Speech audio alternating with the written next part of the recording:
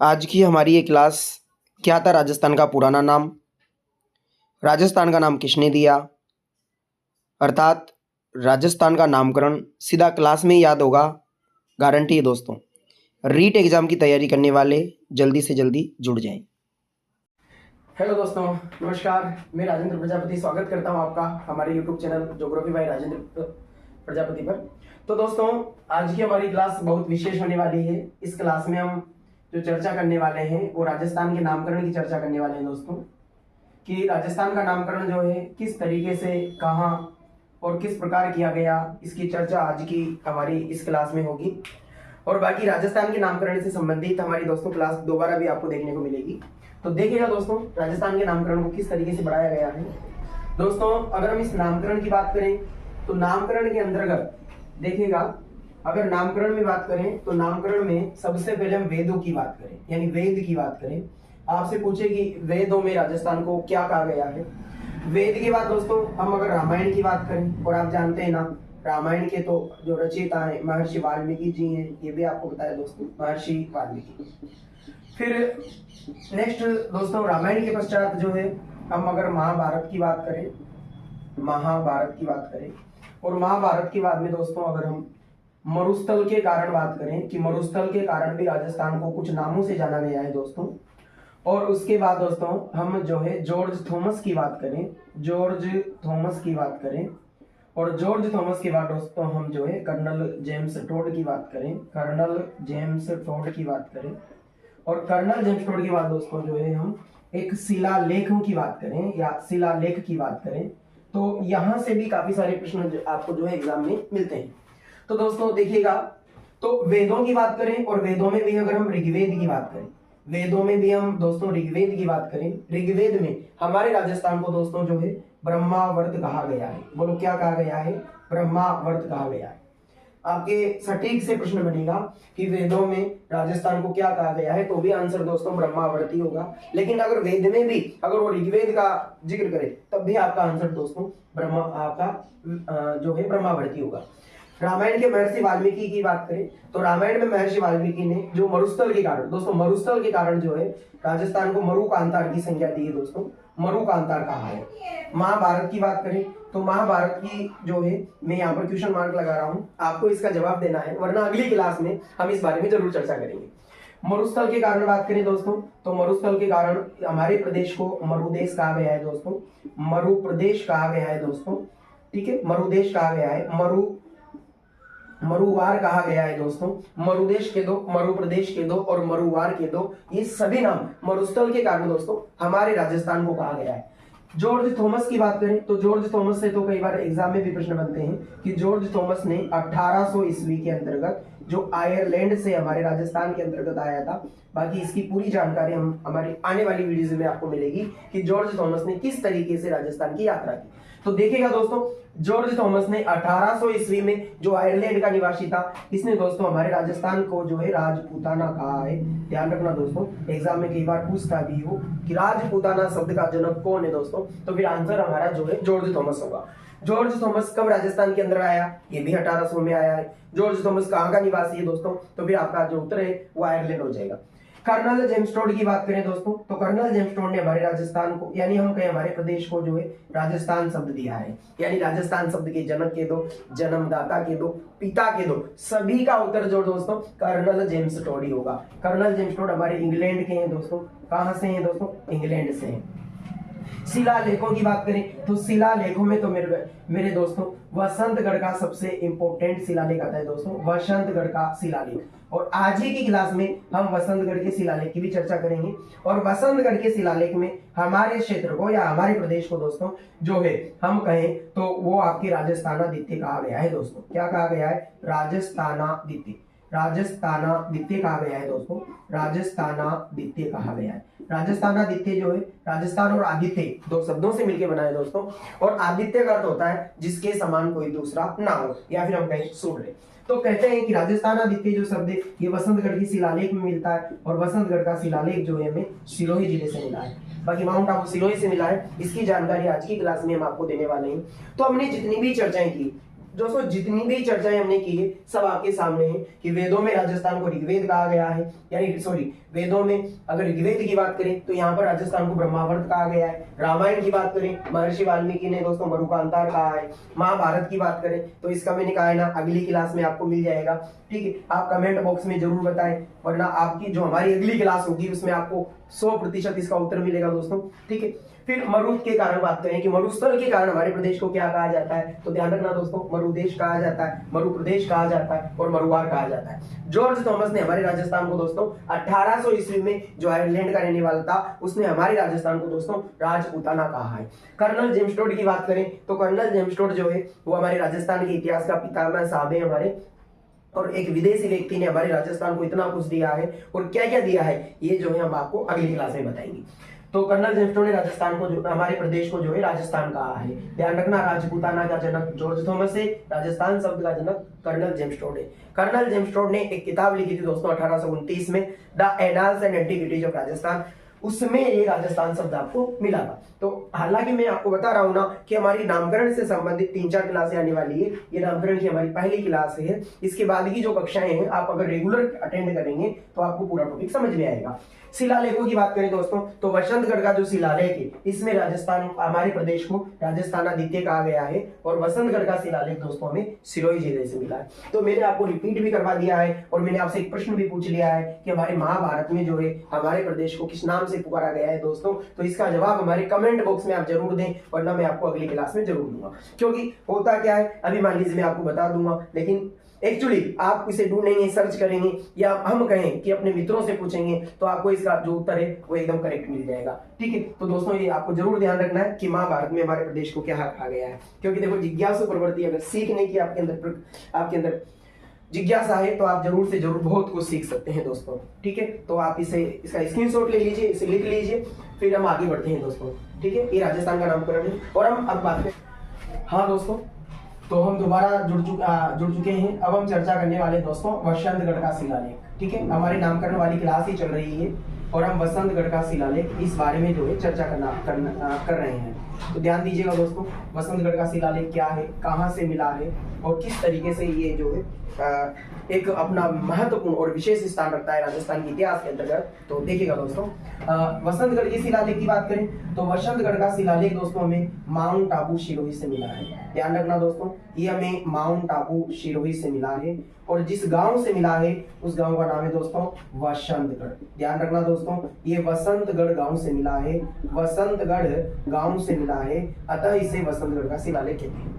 ध्यान रखना दोस्तों ये 625 ईस्वी का है, यानी हम कहें ये 625 ईस्वी का है या 682 विक्रम संवत का है। दोस्तों में इसे 7वीं शताब्दी भी कह सकता हूँ, दोस्तों में इसे 7वीं शताब्दी भी कह सकता हूँ कि ये 7वीं शताब्दी का है। फिर अगर आप आगे चर्चा करें दोस्तों वसंतगढ़ के शिलालेख की हम बात करें कि इसे किसके द्वारा लिखा गया है, यानी इसका लेखक कौन है दोस्तों, तो ध्यान रखना इसका लेखक जो है हमारे सुबचंद्र माना जाता है दोस्तों। कौन माना जाता है, सुबचंद्र माना जाता है। अगर हम शासक की बात करें कि किस शासक के समय इसे लिखा गया था दोस्तों, तो ध्यान रखना इसे वर्मलत के समय लिखा गया था दोस्तों, और वर्मलत जो था ना वो आपके गुजरात का शासक था दोस्तों। ध्यान रखना इसे वर्मलत के समय लिखा गया था और एक वर्मलत जो था गुजरात का रहने वाला था।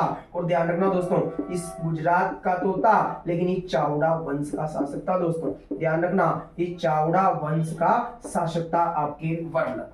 अगर हम इस शिलालेख की बात करें कि इस शिलालेख में किन किन चीजों का उल्लेख मिलता है दोस्तों, तो आपको ये बहुत इंपॉर्टेंट है, यहाँ से प्रश्न बनने की पूरी संभावना होती है दोस्तों। तो ध्यान रखना अगर उल्लेख की बात करें तो ध्यान रखना जो वर्मलत था इसका जो सामंत था दोस्तों, वर्मलत का जो सामंत था ना, ध्यान रखना राजील। कौन था, राजील। अरे इसका भी इसमें उल्लेख मिलता है दोस्तों, राजील का उल्लेख मिलता है। दूसरी बात करें इसमें दोस्तों दास प्रथा का उल्लेख भी मिलता है दोस्तों, इसमें दास प्रथा का उल्लेख भी मिलता है। तीसरी बात करें तो ध्यान रखना दोस्तों अरे ये कुटिल लिपि में लिखा गया है दोस्तों। ध्यान रखना ये कुटिल लिपि में लिखा गया है। और फिर और भी बात करें दोस्तों तो ध्यान रखना इसमें हमारे क्षेत्र के लिए पहली बार राजस्थानादित्य, ध्यान रखना दोस्तों राजस्थानादित्य बहुत इंपॉर्टेंट प्रश्न बनेगा। हमारे प्रदेश के लिए राजस्थानादित्य जो शब्द पहली बार अगर हमें देखने को मिला है तो वो आपके वसंतगढ़ के शिलालेख में मिला है दोस्तों। एक और चीज ध्यान रखना दोस्तों, वसंतगढ़ का शिलालेख हमें खीमेल माता के मंदिर से मिला है। ध्यान रखना दोस्तों, खीमेल माता का मंदिर जो माउंट आबू सिरोही के अंदर है वहां से हमें मिला है दोस्तों। खीमेल माता को ही शेम करी माता के नाम से भी जाना जाता है। ध्यान रखना, ये वसंतगढ़ का शिलालेख है। अगर हम और भी चर्चा करें कि वसंतगढ़ के शिलालेख से संबंध में और कौन कौन से प्रश्न बनते हैं, तो ध्यान रखना दोस्तों, वसंतगढ़ के शिलालेख की वर्तमान स्थिति की बात करें कि वर्तमान में कहां रखा हुआ है, तो ध्यान रखना ये वर्तमान में आपके राजपूताना संग्रहालय में रखा हुआ है दोस्तों। राजपूताना संग्रहालय में ये रखा हुआ है। अगर हम राजपूताना संग्रहालय की बात करें कि राजपूताना संग्रहालय कहाँ है, तो ध्यान रखना ये अजमेर में है। अगर इसकी स्थापना की बात की जाए तो ध्यान रखना दोस्तों, 19 अक्टूबर 1908 को इसकी स्थापना लॉर्ड कर्जन, ध्यान रखना दोस्तों, लॉर्ड कर्जन इसके सहयोग से की गई थी दोस्तों। यानी हम कहें लॉर्ड कर्जन के द्वारा या लॉर्ड कर्जन के सहयोग से या इनके कहने पर ही राजस्थान में राजपूताना संग्रहालय स्थापित किया गया था 19 अक्टूबर 1908 को। लेकिन दोस्तों ध्यान रखना, आपसे पूछे राजस्थान पुरातत्व विभाग की स्थापना कब हुई, तो ध्यान रखना राजस्थान राज्य पुरातत्व विभाग की स्थापना तो दोस्तों 1950 में जयपुर में हुई है। ये जरूर प्रश्न बनेगा दोस्तों, राजस्थान पुरातत्व विभाग 1950 में जयपुर में स्थापित हुआ है। ध्यान रखना दोस्तों, राजपूताना संग्रहालय अजमेर के अंतर्गत है। 19 अक्टूबर 1908 को लॉर्ड कर्जन के सहयोग से स्थापित हुआ है। और एक चीज और याद रखना दोस्तों, लॉर्ड कर्जन ने जिस व्यक्ति को इसे संभाला दिया था तो दोस्तों उनका नाम याद रखना, ACL कार्लाइल। ध्यान रखना दोस्तों, ACL कार्लाइल के द्वारा इसके संरक्षण में यानी इनके संरक्षण में उस शिलालेख रखा गया था। एक चीज और ध्यान रखना दोस्तों, शुभ चंद्र ने इसे संस्कृत भाषा में लिखा था दोस्तों, शुभ चंद्र ने इसे संस्कृत भाषा में लिखा था दोस्तों। तो ये सारी चीजें जो हमने ली है ये आपके वसंतगढ़ के शिलालेख से ही ली है। और एक चीज और आपको ध्यान रखनी है दोस्तों, ये राजस्थान के नामकरण का दोस्तों, राजस्थान के नामकरण का प्रथम प्रमाणिक शिलालेख माना जाता है दोस्तों, प्रथम प्रमाणिक शिलालेख माना जाता है, प्रथम प्रमाणिक शिलालेख माना जाता है आपके वसंतगढ़ का शिलालेख। और वसंतगढ़ के शिलालेख की और हम और भी ज्यादा बात करें दोस्तों तो ध्यान रखना, चावड़ा वंश की जो राजधानी थी ना दोस्तों, चावड़ा वंश की जो राजधानी थी ना दोस्तों वो भीनमाल थी दोस्तों। कहां थी? भीनमाल थी। और आप जानते ना भीनमाल की यात्रा तो हर्षवर्धन के समय दोस्तों हवेन स्वांग ने की थी। और आपको पता है ना हवेन स्वांग ने भीनमाल को पीलो मिलो कहा है। क्या कहा है दोस्तों? पीलो मिलो कहा है। और इसी भीनमाल में आपको पता है ना हमारे ब्रह्मगुप्त का जन्म भी हुआ है, जो विशेष आपके गणितज्ञ हैं दोस्तों। और ब्रह्मगुप्त को ही दोस्तों भारत का न्यूटन कहा जाता है। भारत का न्यूटन आपसे पूछना दोस्तों किसे कहा जाता है, तो ध्यान रखना भारत का न्यूटन तो ब्रह्मगुप्त को कहा जाता है दोस्तों। तो ये हमने सारी की सारी जो चर्चा की है ना ये वसंतगढ़ के शिलालेख की है। और आपको कुछ भी मैं गारंटी देता हूं आपको दोस्तों, आने वाले एग्जाम्स में जब भी प्रश्न बनेगा इसके बाहर से नहीं बनेगा दोस्तों, क्योंकि हम वो सभी चीजें पढ़ लेंगे जो एग्जामिनर एग्जाम के अंतर्गत देने वाला है। अगर मैं तो आपसे बार बार बोलता हूं, आपको हमेशा मैंने कहा है अगर हम 100% पढ़ेंगे दोस्तों तो एग्जाम के अंदर 70 से 80% हमारी आसानी से बन जाएगी। अगर हम 70-50 या 70 या 60% पढ़ेंगे दोस्तों तो हमारे 85% बनेगी। इसलिए आपको ध्यान रखना है पढ़ना 100% ही है तभी आपका सिलेक्शन होगा दोस्तों। इसलिए आप प्लीज आज से ही तैयारी में जुट जाएं। अगर आपकी कोई समस्या है तो आप हमसे संपर्क करें, YouTube चैनल पर कमेंट करें, जो भी हम हर संभव मदद होगी हम जरूर करेंगे दोस्तों। तो आपको ध्यान रखना है आपका ये नामकरण का हमने जो पहला शिलालेख पढ़ा है दोस्तों वो वसंतगढ़ का शिलालेख पढ़ा है। एक बार मैं इसे वापस रिपीट कर देता हूँ। देखिएगा दोस्तों वसंतगढ़ का शिलालेख ये आपके माउंट आबू सिरोही से हमें प्राप्त हुआ है, ये वसंतगढ़ गांव से प्राप्त हुआ है, ये खीमेल माता के मंदिर से प्राप्त हुआ है। खीमेल माता को ही दोस्तों शेम करी माता भी कहा जाता है। ये राजस्थान के नामकरण का प्रथम प्रमाणिक शिलालेख माना जाता है। ये 625 ईस्वी का है दोस्तों, जबकि 682 विक्रम संवत का है या 7वीं शताब्दी का माना जाता है। इस वसंतगढ़ के शिलालेख का लेखक सुबोध चंद्र को माना जाता है। सुबोध चंद्र ने इसे संस्कृत भाषा में लिखा है। शासक की बात करें कि वसंतगढ़ का शिलालेख किस शासक के समय लिखा गया था, तो वर्मलत के समय लिखा गया था। वर्मलत गुजरात के चावड़ा वंश का शासक था। एक को ध्यान रखना दोस्तों, चावड़ा वंश को चाप वंश और चातवक वंश भी कहा जाता है। दोस्तों चावड़ा वंश की राजधानी आपकी बीनमाल थी। बीनमाल की यात्रा हर्षवर्धन के समय हवेन स्वांग ने की थी और उन्होंने इस बीनमाल को पीलो मिलो भी दोस्तों कहा है। और ध्यान रखना दोस्तों, इसी बीनमाल में हमारे विशेष गणितज्ञ के जो गणित के विशेषज्ञ ब्रह्मगुप्त हैं उनका भी जन्म हुआ है। उन्हें हम भारत का क्या कहते हैं दोस्तों, न्यूटन कहते हैं। फिर हमने आगे बात की कि शिलालेख में सर किस किस का उल्लेख है, तो जब उल्लेख की हमने बात की तो ध्यान रखना, अरे वर्मलत के जो सामंत थे राजीव, उनका भी इसमें उल्लेख मिलता है। इसमें राजस्थान के लिए सर्वप्रथम दोस्तों, राजस्थान के लिए सर्वप्रथम राजस्थानादित्य भी हमें एक शब्द मिलता है और इसमें राजस्थान शब्द छुपा हुआ है। दोस्तों ध्यान रखना, राजस्थानादित्य दोस्तों, राजस्थानादित्य शब्द मिलता है।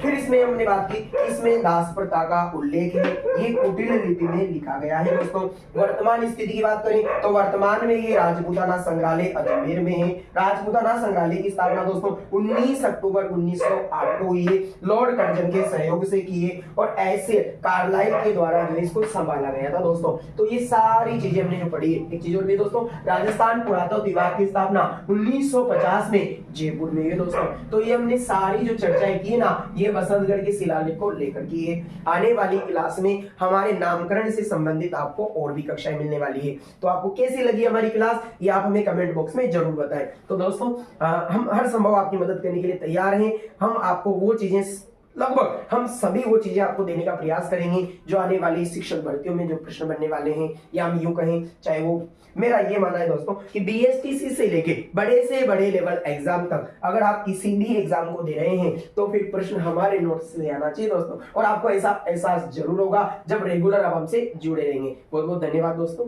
आपने हमें जो समय दिया उसके लिए बहुत बहुत धन्यवाद। Thank you.